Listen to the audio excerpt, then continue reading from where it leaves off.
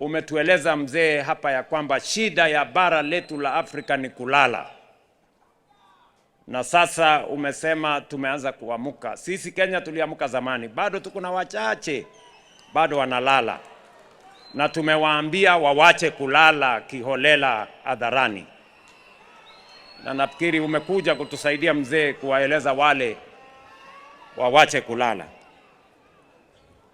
Na tunataka tushirikiane ndio tuende mbele pamoja, ndio taifa letu la Kenya tukiungana na ndugu zetu wa Tanzania na Uganda tuweze kusababisha transformation ya uchumi zetu, tupate nafasi ya kupanua uchumi, kupanua nafasi za ajira, kutengeneza mali, tupunguze umaskini na tuhakikisha kwamba tuna utajiri wa kutosha katika taifa zetu tatu na bara letu la Afrika.